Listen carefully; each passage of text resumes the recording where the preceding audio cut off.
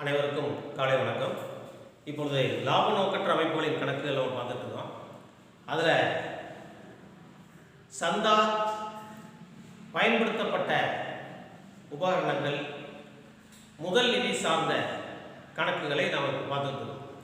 அதில் சிறிய கணக்குகளான இந்த சந்தா எப்படி கணக்கில் நடைமுறையில் வருகிறது, பயன்படுத்தப்பட்ட பொருட்களை எவ்வாறு வருவாய் செலவின கணக்கில் கொண்டு வருவது, மீதமுள்ள இருப்பை எப்படி இருப்புநிலை குறிப்புக்கு மாற்றுவது, தொடக்க முதல் நிதியை எவ்வாறு கணக்கிடுவது என்ற கணக்குகளை பார்த்துட்டோம்னா அதனுடைய தொடர்ச்சியாக மற்ற சரிக்கட்டுகள் அனைத்தும் சேர்ந்த ஒரு 5 மார்க்ஸ் கணக்கு, பெரிய கணக்கை நம்ம போடலாம். அதில் சந்தாவில் ஏற்கனவே 2 கணக்கு பார்த்துருக்கோம். அதனுடைய தொடர்ச்சியாக எப்படி சென்ற ஆண்டுக்குரிய சந்தா, வரும் ஆண்டிற்குரிய சந்தா, முன்கூட்டி பெற்றது, இவை கணக்கில் எவ்வாறு இடம்பெறும் என்பதற்கு ஒரு சில உதாரணங்கள் கணக்கில் கொடுக்கப்பட்டிருக்கிறது. அதில் எடுத்துக்காட்டிலும் இருக்குது. இதில் நான் பயிற்சி கணக்கை இப்போ நான் எடுத்துருக்கிறேன். அதில் பயிற்சி 11 பார்த்தீங்கன்னா, அதாவது உங்களுக்கு இப்போ நடந்துட்டு இருக்க கிளாஸில் பார்த்தீங்கன்னா சில கணக்குகள் எடுத்துக்காட்டில் போடுவோம், சில கணக்குகள் பயிற்சியில் போட்ட கணக்கை பார்த்தீங்கன்னா எடுத்துக்காட்டில் உள்ள கணக்கை மாணவர்கள் செய்து பாருங்கள். எடுத்துக்காட்டு கணக்கை உங்களுக்கு இங்கே நடத்தினோம்னா அதை பயிற்சியில் உள்ள கணக்காக நீங்கள் பயிற்சி எடுத்துக்கணும். இப்போ பயிற்சி 11 பார்த்தீங்கன்னா ஒரு கணக்கு, ஒரு மண்டலத்திற்கு தொடர்புடைய பின்வரும் வரம்பிலிருந்து 2018ஆம் ஆண்டில் சந்தா மூலம் பெற்ற வருவாயை கணக்கிடவும். சந்தா மூலம் பெற்ற வருவாயை கணக்கிடணும்னாலும் சந்தா தொகை கட்டாயமாக கொடுக்கப்பட்டிருக்கும். அதில் கூடுதல் விவரங்கள் சில கொடுத்துருக்கு.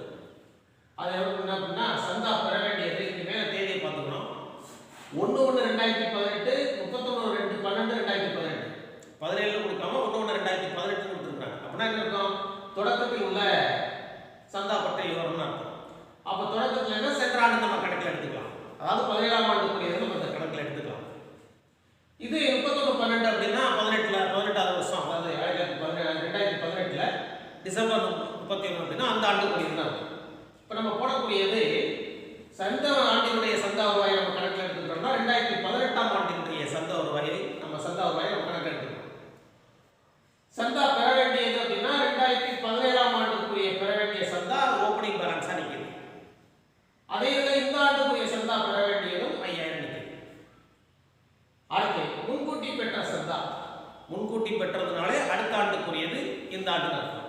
இப்போ 2017ஆம் ஆண்டு கணக்கு எடுத்துக்கிட்டோம்னா 1/2018 18ஆம் ஆண்டுக்குரிய முந்தைய ஆண்டு.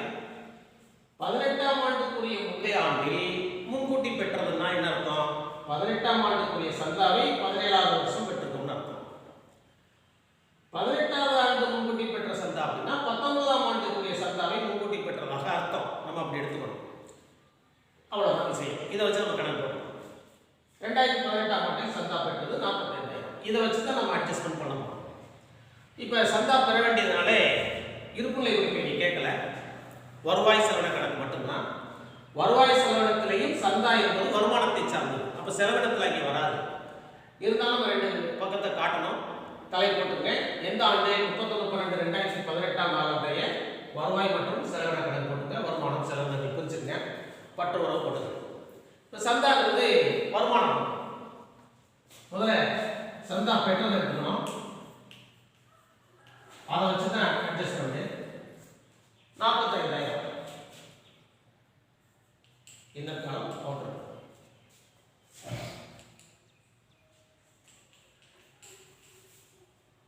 இதை வச்சு இந்த அட்ஜஸ்ட்மெண்ட்டை பண்ணணும்.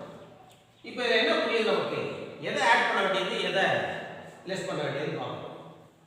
இப்போ சந்தாவில் நம்ம என்ன பார்த்துருக்கோம்னா, அந்த ஆண்டுக்குரிய சந்தா பெற வேண்டியதாக இருந்தால் கூட்டிக்கணும். அந்த ஆண்டுக்குரிய சந்தா முந்தைய ஆண்டில் முன்கூட்டி பெற்றது அப்படின்னா இந்த ஆண்டுக்குரியதுன்னு அர்த்தம். அப்போ இதில் எது பெற வேண்டியது, இந்த ஆண்டுக்குரியது எதுவோ அதை மட்டும் நம்ம எடுத்துக்கணும். சந்தா பெற வேண்டியதை கூட்டுங்க. 2018ஆம் ஆண்டுக்குரியது, அந்த ஆண்டில் வர வேண்டிய சந்தா இன்னும் வரல. சந்தா பெற வேண்டியது 5,000. 2018ஆம் ஆண்டில் பெற வேண்டிய சந்தா 5,000. இதோட என்ன ஆட் பண்ண வேண்டியது என்ன இருக்கு? முன்கூட்டி பெற்ற சந்தா. இந்த 4,000 ரூபாய் முன்கூட்டி பெற்றதுன்னா இந்த 2018ஆம் ஆண்டுக்குரியது 17ஆம் ஆண்டு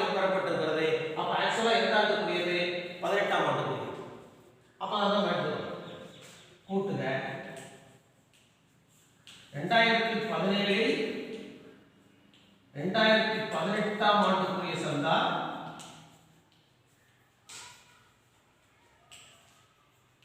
முன்கூட்டி பெற்றது. முன்கூட்டி பெற்றதுன்னு போட்டாலும் தவறு கிடையாது. நம்ம எளிமையா புரிஞ்சுக்கிட்டோம் அப்படிங்கறத காட்டி காட்டுறோம். 2017 2018ஆம் ஆண்டுக்குரிய சந்தாவை முன்கூட்டி பெற்றது அப்படின்னு அர்த்தம். இந்த 4000 4000. அப்ப ஆக்சுவலா அதை பார்த்தா நமக்கு தெரியும். இந்த 5000 ரூபாயும் 2018ஆம் ஆண்டுக்குரியது, முன்கூட்டி பெற்ற 4000ம் 2018ஆம் ஆண்டுக்குரியது, 17 பெறப்பட்டிருக்கிறது. அப்ப 2018ஆம் ஆண்டுக்குரியது நமக்கு தெளிவா புரியுது. அப்ப இதுக்கு அப்புறம் ஆட் பண்ணிக்கங்க 54000 ரூபாய். ஏன் என்ன கணக்குல போறோம்னா இத லெஸ் பண்ண வேண்டிய ஐட்டம். இதுல சந்தா பெற வேண்டியது வந்து பெற வேண்டியது மீன்ஸ் என்ன அர்த்தம்? 2017ஆம் ஆண்டில் பெற வேண்டிய சந்தா 3000. 2017ஆம் ஆண்டுக்குரியது இந்த வாங்கலே அர்த்தம். அப்ப அது இந்த ஆண்டுல சேராது, கழிக்கணும். இன்னொன்னு முன்கூட்டி பெற்ற சந்தா 7000 2018ல வந்துட்டோம். நான் இந்த ஆண்டுக்குரியதாக இருக்கும்னா நம்மளா மனசை கற்பனை பண்ணிக்கணும். 19ஆம் ஆண்டுக்குரியது அர்த்தம். அப்ப சந்தா நம்ம எப்படி என்ன படிச்சிருக்கோம்னா முந்தைய ஆண்டுக்குரிய சந்தாவும் பிந்தைய ஆண்டுக்குரிய சந்தாவும் கணக்கில் இடம் பெறாது. அப்ப அதை கழிக்கணும். அப்ப இரண்டுமே நமக்கு வந்து கழிக்கக்கூடிய ஐட்டம். இந்த சந்தால இடம் பெற இந்த ஆண்டுக்குரிய. அப்ப கழிக்க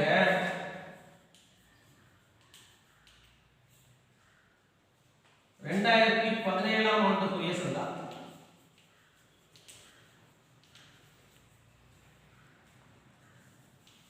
பெற வேண்டிய சந்தா எவ்வளவு? 3000. கழிச்சா 51%. முன்கூட்டி பெற்ற சந்தா கழிக்க அதை கழிக்கணும். 2017 18 2019ஆம் ஆண்டுக்குரிய சந்தா முன்கூட்டி பெற்றது. ஏன்னா அடுத்த வருஷத்துக்குரிய அது எவ்வளவு? 7000. இதையும் கழிக்கணும். 51000ல 7000 போச்சுன்னா 44000 போகும். 44000. அந்த 44000 தான் கடைசியா சந்தாவுடைய இருப்பு தொகை. இதான் கடைசியா ஃபைனல் நம்ம கண்டுபிடிக்கணும். அப்ப இதுல இருந்து என்ன தெரியுதுன்னா ஏற்கனவே நம்ம அந்த தேதியில படிச்சதான் சந்தா எந்த அளவுக்கு சந்தாவை எடுத்துக்கணும், அந்த ஆண்டுக்குரிய சந்தா மட்டுமே நம்ம கணக்கில் எடுத்துக்கொள்ளக்கூடியது. அது சார்ந்து வரக்கூடிய அட்ஜஸ்ட்மெண்ட்டை நம்ம கணக்கீட்டில் கொண்டு வரணும் என்பதை நம்ம கவனத்தில் வச்சுக்கணும். அடுத்த கணக்கு, இதுக்கு அடுத்த பயிற்சி எண் 12ல சென்ற கணக்கில் வந்து ஒரு கணக்கில் பார்த்தீங்கன்னா சிலது டேப்லெட்ஸில் கொடுத்துருக்கோம், சிலது பேராகிராஃப் ஃபார்மில் கொடுத்துருக்கோம். எப்படி கொடுத்தாலும் நம்ம வந்து புரிந்து கொள்ளக்கூடிய விதம் எல்லாம் ஒன்று தான். இன்னொரு கணக்கு 2018 டிசம்பர் 31ஆம் நாள் ஆண்டுக்குரிய வருவாய் மற்றும் செலவின கணக்கை எவ்வாறு என காட்டணும்.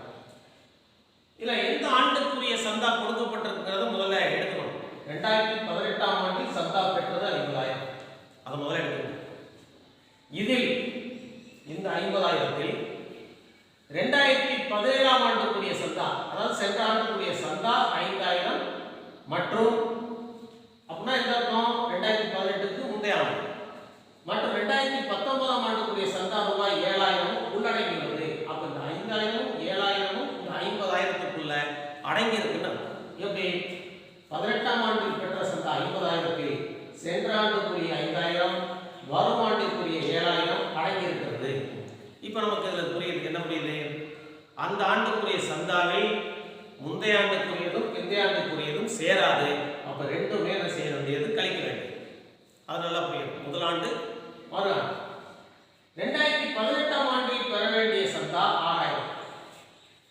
வர வேண்டிய சந்தா 2012ஆம் ஆண்டுக்கு சந்தா வரணும். அப்ப அந்த சந்தா நம்ம ஆட் பண்ணிக்கணும். 17ஆம் ஆண்டில் இது கொஞ்சம் புரிஞ்சுக்கணும். 2017ஆம் ஆண்டில் முன்கூட்டி பெற்ற 2018ஆம் ஆண்டுக்குரிய சந்தா.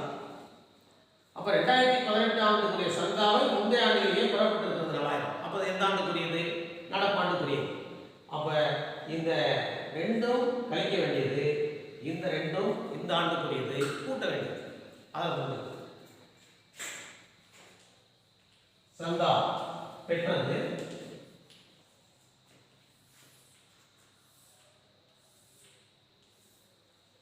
25,000, சாரி 50,000. சந்தா பெற்றது 50,000. இதில் முந்தைய ஆண்டும் பிந்தைய ஆண்டும் இதில் வரக்கூடாது. அதை கழிக்கணும். கழிக்க 2017ஆம் ஆண்டுக்குரிய சந்தா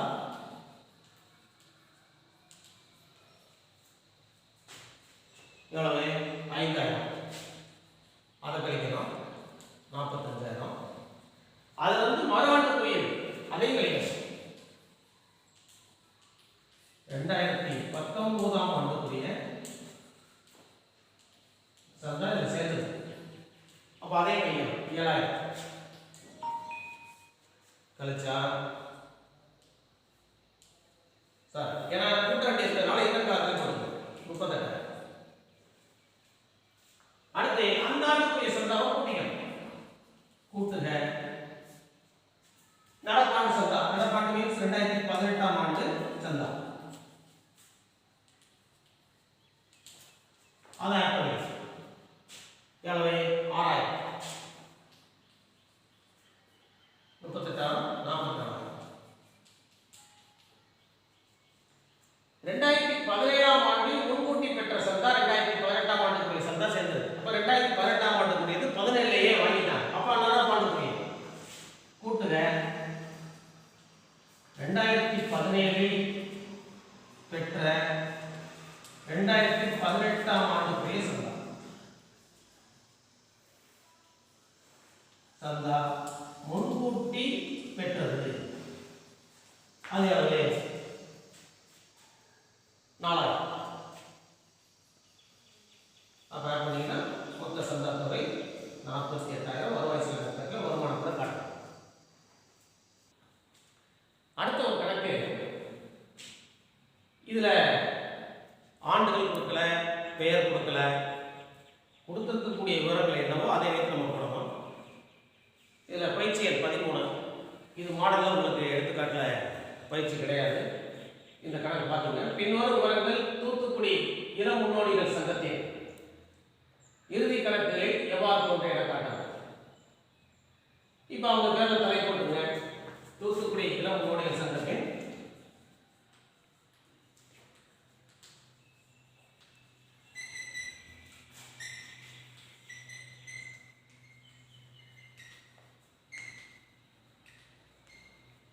இயர் கொடுக்கல, வருவாய் மற்றும் செலவு, வருமானம் செலவு. இதுல அமௌண்ட் கொடுக்கல, எவ்வளவு தொகைன்னு கொடுக்கல, மொத்த தொகை சந்தா தொகை கொடுக்கல. சங்கத்தில் எத்தனை உறுப்பினர்கள் இருக்காங்க கொடுத்தது? 100 உறுப்பினர்கள். ஒவ்வொரு உறுப்பினருக்கும் ரூபாய் 25 ஆண்டு சந்தா செலுத்துங்க. இது ஒரு ஸ்டேட்மெண்ட் புரிஞ்சுக்கணும். அப்போ ஒரு வருஷத்துக்கு எவ்வளவு தொகை நம்ம கண்டுபிடிச்சிருக்கோம். ஆண்டு இறுதி வருஷ கடைசியில 10 உறுப்பினர்கள், 100 உறுப்பினர்கள் 10 பேர் சந்தா செலுத்தாமல் இருந்தனர். அப்ப அது நடுவில் இருந்தனர். ஆனால் 4 உறுப்பினர்கள், அந்த 100 பேர்ல 4 பேர் அடுத்த ஆண்டுக்குரிய சந்தாவையும் சேர்த்து கட்டியிருக்கிறார். நடப்பாண்டுக்குரிய சந்தாவோடு சேர்த்து அடுத்த ஆண்டுக்குரிய சந்தாவையும் 4 உறுப்பினர்கள் சேர்த்து கட்டியிருக்கிறார்.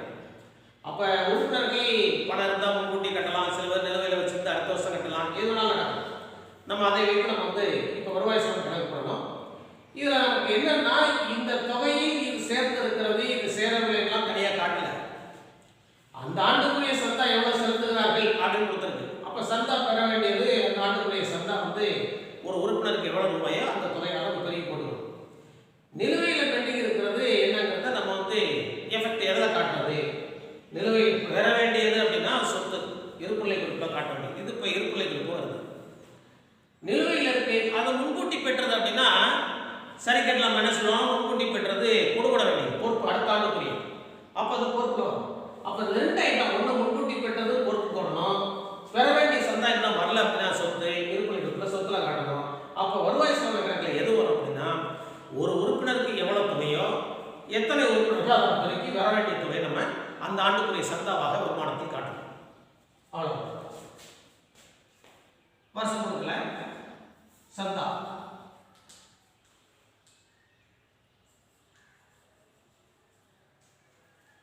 எவ்வளவுனா 100 × 100 உறுப்பினருக்கு 25 ரூபாய். அப்ப நம்ம பெருக்கி போடுங்க 2500 ரூபாய். இதை வருமானத்தை நம்ம காட்டுறோம். அதுல 10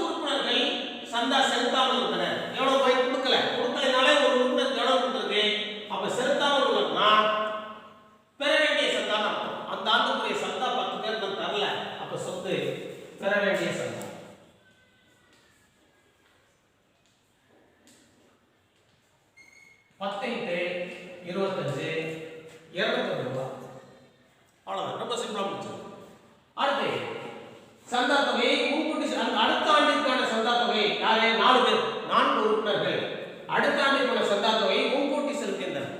அப்ப முன்கூட்டி நம்ம நிறுவனத்தின் இந்த சங்கத்துக்கு வந்திருக்கு. அப்ப அது வந்து பொறுப்பு முன்கூட்டி பெற்ற சந்தா.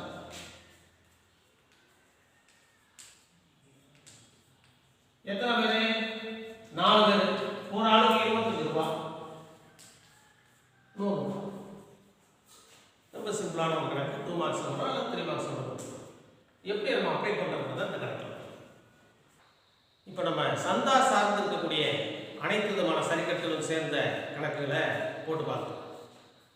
இதுல வருவாய் செலவின கணக்குல வேற இதர இடங்கள் என்ன வரும்னா செலவினங்கள் இருக்கு. பல வகையான செலவினங்கள், அது சாதன செலவா இருக்கலாம், அல்லது விளையாட்டு பொருட்கள் வாங்கி பயன்படுத்திட்டு மீத இருக்கலாம், எழுது பொருட்கள் வாங்கியிருக்கலாம், அந்த ஆண்டு பயன்படக்கூடியது. இதுல சில பொருட்கள் சென்ற ஆண்டு வாங்கி பயன்படுத்தி மீதம் உள்ளது இந்த ஆண்டினுடைய துவக்கத்தில் இருக்கும். அது எல்லா கணக்கிலையும் நம்ம பார்த்துருப்போம் தொடக்க இருப்பு என்று. அப்ப தொடக்க இருப்பை நாம் முதலில் வைத்துக் கொண்டு அந்த ஆண்டினுடைய தேவைகளுக்கு அது சார்ந்த செலவினங்களுக்காக பொருட்கள் வாங்கினால் அதை தொடக்க இருப்போட ஆட் பண்ணிக்கிறோம். திருப்பி இந்த ஆண்டு முழுக்க செலவு செய்யணும். செலவு செஞ்ச பின்னாடி மீதம் என்ன இருக்குன்னு பார்க்குறோம். மீதம் இருந்தால் இந்த ஆண்டினுடைய இருப்பாக வைத்துக் கொள்ளும். அது விளையாட்டு பொருட்களாக இருந்தாலும் சரி, மற்ற இதர செலவினங்கள் எதுவாக இருந்தாலும். அப்போ செலவினங்களை எவ்வாறு கணக்கிடுவது அப்படின்னு பார்த்தோம்னா முதல்ல ஆரம்ப இருப்பு என்னன்னு பார்க்கணும். இந்த ஆண்டு வாங்கினது எவ்வளவு? ஆரம்ப இருப்பு 2000 அப்படின்னா இந்த ஆண்டு வாங்கிய பொருளின் மதிப்பு ஒரு 7000 9000. வருஷ கடைசியில் ஒரு 1000 ரூபாய் மதிப்புள்ள பொருட்கள் மீதம் இருக்கு அப்படின்னா இப்போ எவ்வளவு செலவாயிருக்கு நம்ம கண்டுபிடிச்சிடலாம். ஆரம்ப இருப்போட இந்த ஆண்டு வாங்கியதை கூட்டினோம்னா மொத்தம் 30,000 வருது. மீதம் 1000 ரூபாய் மதிப்புள்ள பொருள் இருக்கு அப்படின்னா செலவு எவ்வளவு நம்ம ஈஸியாக கணிச்சிடலாம். 8000 ரூபாய்ன்னு சொல்லிடுறோம். அப்போ அந்த ஆண்டுக்குரிய செலவினமாக கருதப்படுகிறது. இந்த 1000 ரூபாய் எங்கே இருக்கும்? இந்த ஆண்டு இருப்பா இருக்கு. அது நமக்கு இந்த ஆண்டை பொறுத்தவரை இறுதியில் இருப்பு இருக்கு அப்படின்னா இறுதி இருப்புனாலே நம்ம என்ன சொல்லுவோம்? இறுதி கணக்கில் இறுதி சரக்கு இருப்புன்னு சொல்லுவோம். அது ஆக்சுவலாக சொத்தாக வருகிறது. இருப்புநிலை குறிப்பில் சொத்து பக்கம் காட்டிடும்.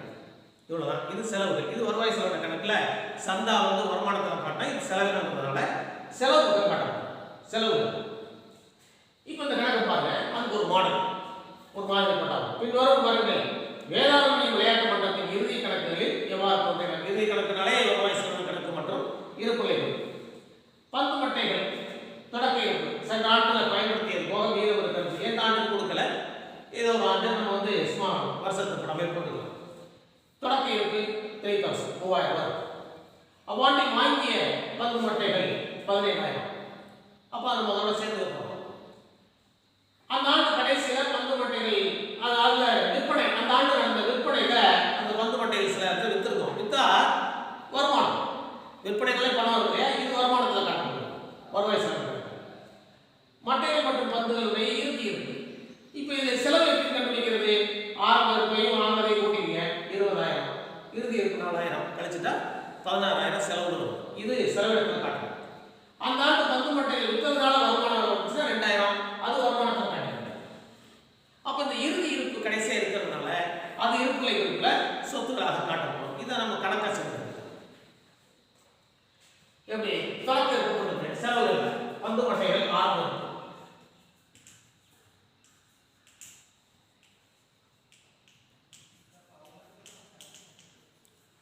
ஆரம்பத்துக்கு 3000 3000 கூட்டுக அவ்வாண்டில் வாங்கிய பங்கு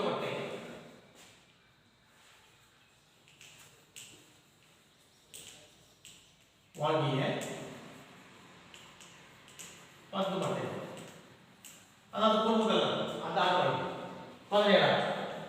அப்போ மொத்த இருப்பு நமக்கு எவ்வளவு இருக்குன்னா 20000. 20000 மதிப்புள்ள அந்த பங்கு மட்டைகள் அந்த ஆண்டில் கைவசம்.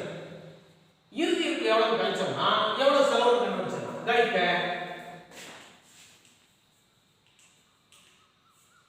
பங்கு மட்டை இறுதி எவ்வளவு 4000 கழிச்சிட்டீங்கன்னா அந்த ஆண்டின் பங்கு மட்டைகள் இந்த சங்கத்தில் செலவழிச்சது எவ்வளவுன்னா 16000 மதிப்புல இது செலவாயிருக்கும். இதுல ஒரு வருமானம் இருக்கு. பங்கு மட்டைகள் பழச வந்து வித்திருக்கலாம் அந்த ஆண்டு. அப்ப அது வருமானத்தில் வரக்கூடியது. பங்கு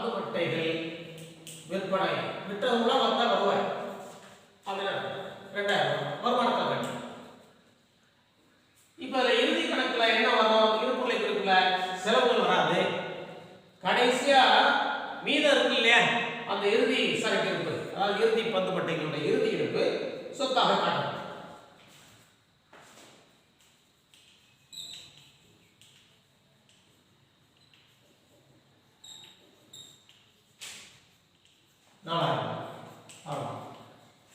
இது ஒரு சிம்பிள் மெத்தட். இது பெரிய கூட சேர்ந்து வரக்கூடிய. அடுத்து விளையாட்டு போட்டி நிதியை எவ்வாறு கணக்கில் கையாளுவது? இப்ப ஏற்கனவே நம்ம தியரி சொல்லியிருக்கிறோம். ஸ்பெஷல் ஃபண்ட் சிறப்பு நிதி என்று சொன்னால் ஏதாவது ஒரு குறிப்பிட்ட ஒரு நோக்கத்திற்காக அல்ல ஒரு நிறுவனத்தில் விழாக்கள் நடத்தலாம், எப்போதாவது நடத்தக்கூடிய ஒரு விழாக்கள், அதில் கொடுக்கக்கூடிய பரிசு பொருட்கள், இது அடிக்கடி ரொட்டீனாக வராத ஐட்டம். அப்போ அந்த மாதிரியா இருந்துச்சுன்னா அது வந்து சிறப்பு நிதி என்று சொல்லுவோம். ஒரு கட்டடம் கட்டுவதற்காக நிதி என்று சொன்னால் அது ஒரு சிறப்பு நிதி. அதற்கு உண்டான வரவு, அதற்கு உண்டான செலவு, இவை அனைத்தும் ஒரே இடத்தில் சேரக்கூடியது. இது வருவாய் செலவின கணக்கில் இடம்பெறக்கூடாது. சிறப்பு நிதி என்று சொன்னால் அது ஸ்பெஷல் ஃபண்ட் என்று சொல்லுவோம். அந்த சிறப்பு நிதி எங்கே வரும்னா வருவாய் செலவின கணக்கில் வரக்கூடாது. அது நேரடியாக இருப்புநிலை குறிப்பில் முதல் நிதி அப்படின்னு எங்கே வருமோ அங்கே தான் வரும். முதல் நிதி எங்கே வரும் அப்படின்னா முதல்ங்கிறது பொறுப்பு வரக்கூடியது. அது மாதிரி இந்த ஸ்பெஷலாக ஏதாவது ஒரு காரணத்திற்காக ஒரு நிதியை வசூல் பண்ணோம்னா அந்த தொகை எங்கே காட்டணும்னா இருப்புநிலை குறிப்பில் பொறுப்புகள் பக்கத்தில் காட்டணும். அந்த வந்த நிதியை எதற்காக பயன்படுத்தினோம், எவ்வளவு செலவாச்சு அப்படிங்கிறதையும் அதே ஃபண்டில் தான் காட்டணும். இப்போ 1 லட்ச ரூபா நிதி வாங்கியிருக்கோம் அப்படின்னா அந்த 1 லட்ச ரூபா நிதியில் உண்டான செலவு 90,000 செலவாயிடுச்சு அந்த ஆண்டு அப்படின்னா மீதம் உள்ளது அந்த நிதி கணக்கிலேயே பொறுப்புல வச்சிடணும். இதுதான் நம்ம கணக்கு செய்யக்கூடிய முறை.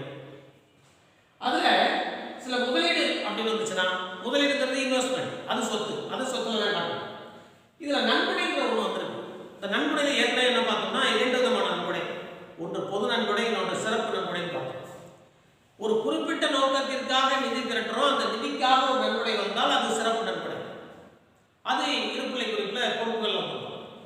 இன்னொன்று பொதுவான நன்கொடை, ரெகுலர் செலவுகளுக்காக இப்போ உள்ள கேஷுவலாக வந்துச்சுன்னா அது வருவாய் செலவு கணக்கில் வரும். இப்போ அது பாருங்க, காரைக்குடி விளையாட்டு மன்றத்தின் 2019 மார்ச் 31ஆம் நாளோடு முடிவடையும் ஆண்டுக்குரிய இறுதி கணக்குகளை பின்வருடைய எவ்வாறு என காட்டணும். 2018 ஏப்ரல் 1 அன்று தொடர் விளையாட்டு போட்டி நிதி 90,000, அது இருப்புநிலை குறிப்பில் தான் காட்டணும். 2018 ஏப்ரல் 1 அன்று தொடர் விளையாட்டு போட்டி நிதி முதலீடு, அது வந்து இன்வெஸ்ட்மெண்ட், அந்த நிதியில் ஒரு குறிப்பிட்ட தொகையை வந்து இன்வெஸ்ட்மெண்ட்டாக போட்டிருக்கும், அது வந்து சொத்து, இது சொத்துல காட்டணும். தொடர் விளையாட்டு போட்டி நிதி முதலீட்டின் மீதான வட்டி பெற்றது, முதலீடு சொத்து, அந்த முதலீட்டின் மீதான வட்டியை அந்த நிதி கணக்கில் கொண்டு வந்துடும் 9,000 ரூபாய் வருமானத்தோட சேர்த்து. தொடர் விளையாட்டு போட்டி நிதிக்கான நன்கொடை, இந்த தொடர் விளையாட்டு போட்டி நிதிக்காக பெற்ற நன்கொடை, சிறப்பு நன்கொடை, அந்த நிதியோட சேர்த்துக்கும், இதே ஆட் பண்ணிக்கணும். தொடர் விளையாட்டு போட்டி செலவுகள் எதெல்லாம் வருமானமாக அந்த நிதி சார்ந்த வருமானம் வந்ததோ அதை ஆட் பண்ணி அந்த ஆண்டுக்கு உண்டான அந்த நிதி சார்ந்து எதற்காக நிதி பெற்றோமோ அதற்கு உண்டான செலவுகளை கழித்தது போக மீதி தொகையை இருப்புநிலை குறிப்பில் பொறுப்புகள் பக்கத்தில் அந்த நிதி கணக்கிற்கான பேலன்ஸாக காட்டணும் அப்படிங்கிறது அந்த கணக்குடைய சாராம்சம். இப்போ அது எப்படி பார்த்தீங்கன்னா கணக்கு இது வருவாய் செலவின கணக்கு என்பது கிடையாது, ஒன்றை இருப்புநிலை குறிப்பு தான். காரைக்குடி விளையாட்டு மன்றத்தின் 2019 மார்ச் 34ஆம் அன்றைய இருப்புநிலை குறிப்பு. இப்போ தொடர் விளையாட்டு போட்டி நிதி வருஷம் மேல கொடுத்துட்டோம்.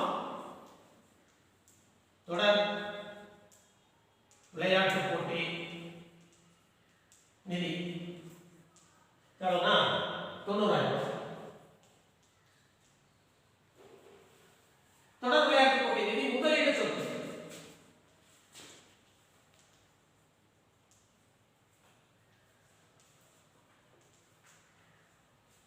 முதலீடு அது 90,000. அந்த முதலீட்டின் மீதான வட்டி பெற்றது இந்த நிதியோட சேரும். இந்த சவாலுக்கு காட்டணும், இந்த குறிப்பிட்ட நோக்கத்துக்காக கூட்டுற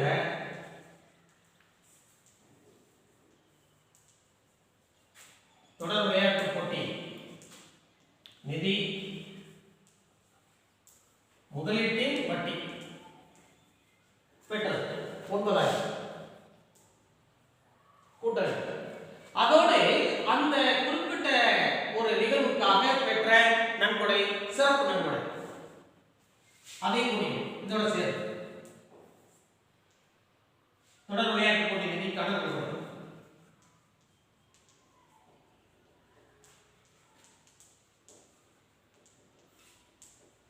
நிதி நன்கொடை எவ்வளவுனா 10,000.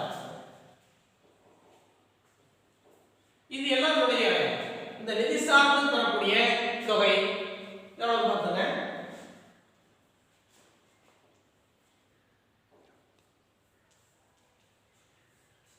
₹1,09,000. தொடர் விளையாட்டு போட்டி செலவுகள் கழிக்க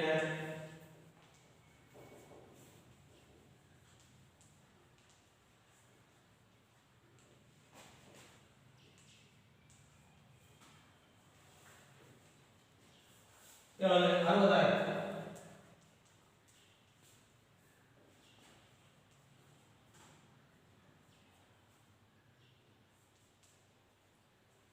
பேலன்ஸ் எவ்வளவு இருக்குன்னா ₹49,000 நிதியாக காட்டுது. அடுத்து இந்த கணக்குல ஏற்கனவே சந்தா பார்த்தோம். விளையாட்டு உபகரணங்கள் வரவு எவ்வளவு செலவு எவ்வளவு கண்டுபிடிக்கிறது. இது மாதிரி சில சரிக்கட்டுகளோடு இணைந்த கணக்குகள்லாம் பார்த்தோம். இதுல முதல் நிதி என்பது இறுதி கணக்கு முக்கியமானது. சில கணக்குல உங்களுக்கு முதல் நிதி கொடுக்கல அப்படின்னா எப்படி நம்ம ஏற்கனவே ஃபர்ஸ்ட் சாப்டர்ல முழுமை பெறா பதிவேடுகளை கணக்குல பார்த்தோம்னா தொடக்க முதலை கண்டுபிடிப்பதற்கு நம்ம தொடக்க நிலை அறிக்கையை தயார் செய்து தொடக்க முதல் கண்டுபிடிச்சோம். அப்ப தொடக்க நிலை அறிக்கை என்பது வருட ஆரம்பத்தில் உள்ள சொத்துக்களுக்கும் பொறுப்புகளுக்கும் இடையான தொகை எவ்வளவு அப்படின்னு கண்டுபிடிக்கிறது தான் தொடக்க நிலை அறிக்கை.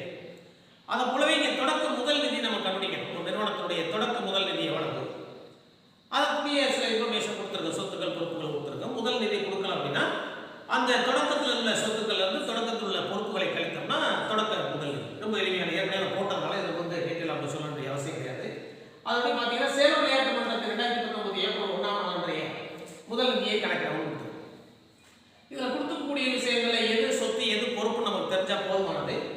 விளையாட்டு உபகரணங்கள், கணிப்பொறி உபகரணம், விளையாட்டு பொருட்கள் விளையாட்டு உபகரணங்கள் சொத்து, கணிப்பொறி சொத்து 2018-19ஆம் ஆண்டில் சந்தா பெற வேண்டியது, அந்த ஆண்டுக்குரியது பெற வேண்டிய சொத்து.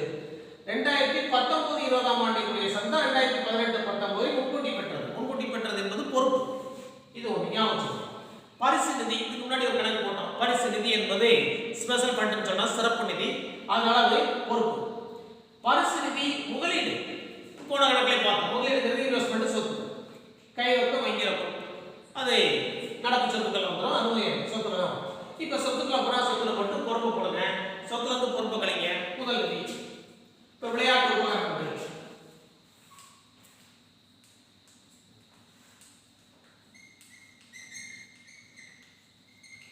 ₹30,000. கணிப்பொறி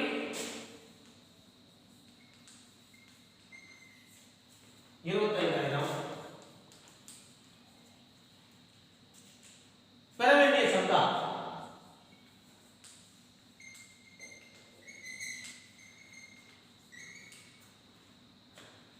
₹5,000. பெற வேண்டிய சந்தா. முன்கூட்டி பெற்றது பொறுப்பு. முன்கூட்டி பெற்ற சந்தா 8,000.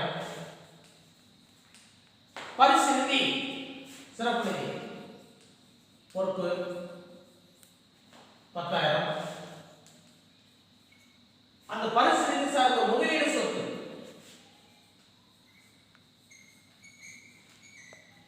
சென்ற இடத்துல இதெல்லாம் கொடுத்துருக்கான் 10,000. கை ரொக்கம் வங்கி ரொக்கம் இரண்டுமே சொத்து தான்.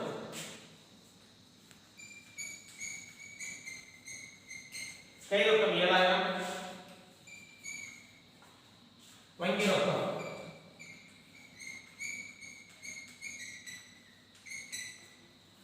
21,000. அது எல்லாமே போட்டோம். சொத்துக்கள் பொறுப்புகள் போட்டாச்சு. இப்ப சொத்துல இருந்து பொறுப்பு கழிச்சா முதல் என்ன தெரியும். அப்ப ரெண்டு பக்கம் டோட்டல் ஈக்குவலா போட்டுங்க. சொத்துல தான் அதிகமாக இருக்கும்.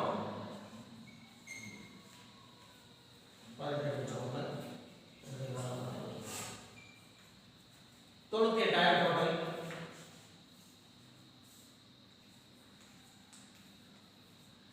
98,000ல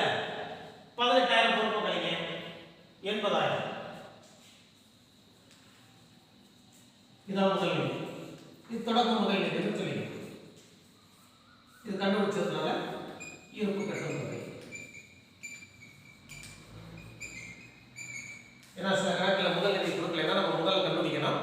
இறுதி கணக்கு போடையில முதல் எவ்வளவு கண்டுபிடிச்சு நம்ம இறுதி கணக்கு க்ளோஸ் பண்ணுறதுனால முதல் நிதி கொடுக்கல அப்படின்னா கண்டுபிடிக்கிற காட்டி ஒரு சின்ன சிம்பிளான கணக்கு. இதோட இந்த சில சரிக்கட்டுகள்